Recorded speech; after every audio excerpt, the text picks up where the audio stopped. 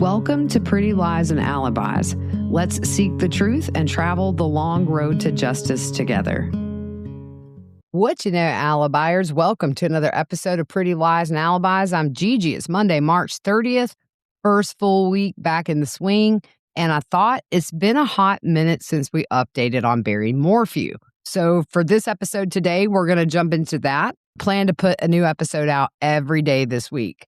So what's new with Barry Morphew? Let's just recap really quickly. Suzanne Morphew was reported missing on Mother's Day 2020.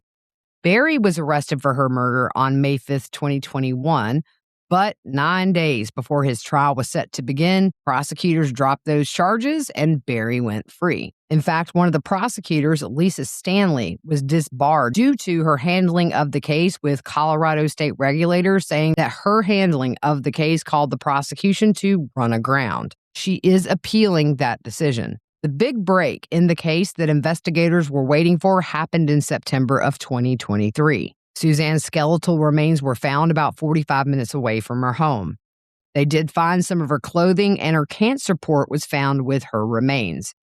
Her feet bones and bike shoes were missing, and her remains showed no signs of any scavenger activity or insect activity, which has led at least one forensic anthropologist to suggest that Suzanne's remains had been moved prior to her being found. Barry was indicted in June of last year for Suzanne's murder, and he was arrested in Goodyear, Arizona.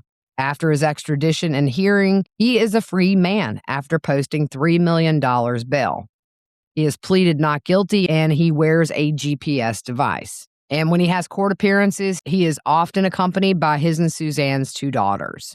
After Suzanne's body was found and the autopsy was finished, toxicology found that she had a mix of chemicals in her bone marrow known as BAM. This is a mixture of sedatives used by vets and people who work with wildlife to sedate large animals like elk, bears, or deer.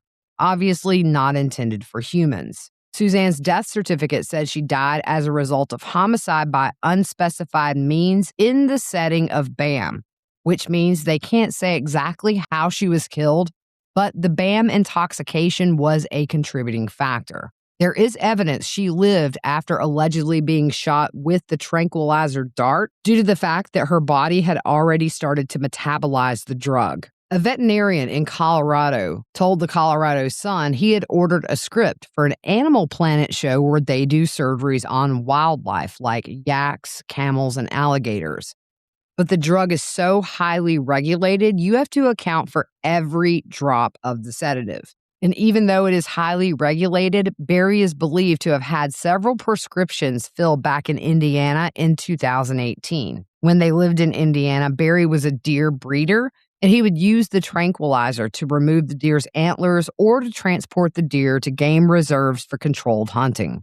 The state's theory in the first affidavit is that he used the dart to inject her with the drug after believing she was planning to leave him. Later on, in an interview with the FBI, Barry said his BAM kits disappeared from his workbench after Suzanne was reported missing. But he did admit to using the drug, saying, "The first thing I thought of when I came and saw deer in my yard with big horns, I'm like, I'm getting them horns." Around 10 months after Suzanne disappeared, he told investigators, "You're going to find tranq darts around my property because I've done that." He said the last time he used a tranquilizer dart was in April of 2020, which would have been several weeks before Suzanne was reported missing. Investigators found no drugs in the home during a search warrant, but they did find the tranquilizer rifle in Barry's gun safe, as well as packages of the darts. Remember, they did find that cap for the dart in the dryer, as well as a pair of Barry's shorts. His attorneys are saying he didn't use the drug on his wife. And defense attorney David Beller said the claim that Suzanne Morphew had BAM in her system is not true. He says out of 3 labs that were consulted, only the El Paso coroner's office found the 3 drugs in Suzanne's system. He also says the lab that concluded this is only certified for DUI testing, and said that the scientific evidence doesn't hold up, and he calls it junk science. So there's no doubt this trial will center around the defense contesting these results. His attorney says that investigators brushed aside evidence that show his client is innocent. He said there is a prosecution-sided narrative of what law enforcement wants the public to believe. So they're planning to file some motions soon that dispute the forensic work done in the case, which isn't uncommon, especially when the drugs literally only point to one person, and that would be Barry. During grand jury testimony, a pharmacology expert said when used on a human, BAM would render the person immobile, vulnerable, and unable to resist any constrictions to the victim's ability to breathe. Parks and wildlife veterinarians told investigators that a full dose could be fatal. So I did a little research on what effects it can cause if used on a human. You can have slower stopped breathing, loss of consciousness, dangerous drops in heart rate and blood pressure, and the risk of coma and death.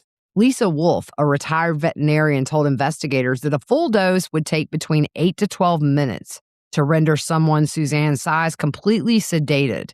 That sedation can last anywhere from 2 to 8 hours, and that could be dependent on the position Suzanne was in. So in other news, Barry and Suzanne's daughters filed a motion to intervene back in February through their attorney, wanting the return of Suzanne's remains. Not long before the motion was filed, court records showed that Suzanne's remains had been taken from the El Paso coroner's office to a funeral home in Colorado Springs. Barry signed the papers consenting to having Suzanne cremated, but law enforcement found out the remains were moved and also set for cremation the next day. They filed a search warrant to take possession of the remains again. So let's look at the timeline for the issue with the remains. January 29th, 2026. Barry signs off on the release of her remains from the El Paso coroner's office to the funeral home. February 17th, law enforcement was notified Suzanne's remains had been released to a funeral home, and they began the process applying for the search warrant to take custody of the remains as material evidence. February 18th, that court-authorized search warrant allowed law enforcement to take possession of Suzanne's remains again. February 19th, while collecting Suzanne's remains, Under-Sheriff Alex Walker was told that Suzanne's remains were going to be cremated the next day, so they got it just in the nick of time. On February 20th, Barry and Suzanne's daughters, through their attorney, filed a motion for the release of their mother's remains. But on March 19th, their daughters withdrew their attempt to force the state to release their mother's body. And the DA responded to that motion saying, in April of 2024, Suzanne's remains were made available for release to her family. Notably, at that time, no one was charged with her murder. Further, at that time, family members did not take possession of her remains. In the daughters' motion, they said the government conduct is outrageous, cruel, and shocking to the conscience, because these actors are under the jurisdiction of this court and are claiming authority to commit this misconduct by virtue of the criminal case pending before this court can and must take action to protect the victim's rights. But one expert said in most situations, the right of a family to bury their deceased mother would outweigh many things. And in other cases, if something is clearly material evidence and needs to be tested, generally the state will win. This is somewhere in the middle where they have done their testing. They've told everybody the body is free to be released, and now they're backtracking and saying, well, wait a minute, we would like to keep this body just in case. Suzanne's sister and brother strongly objected to the release of her remains.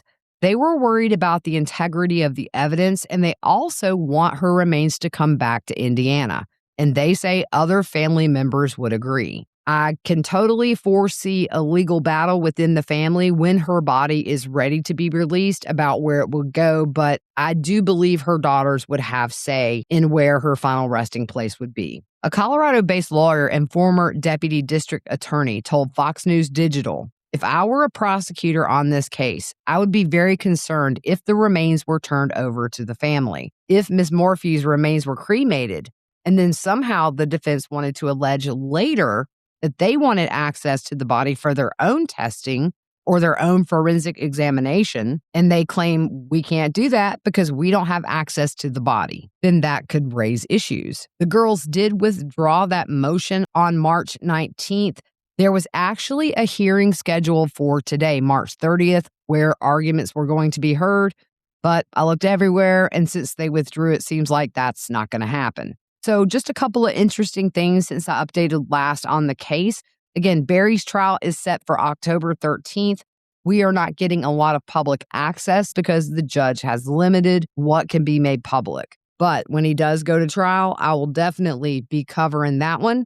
That is it in the Morphew world for now. I'll keep my eye out for anything new. And if something pops up, I'll do an episode. But that is it for now. I hope you guys have a good rest of your afternoon, and we will see you soon.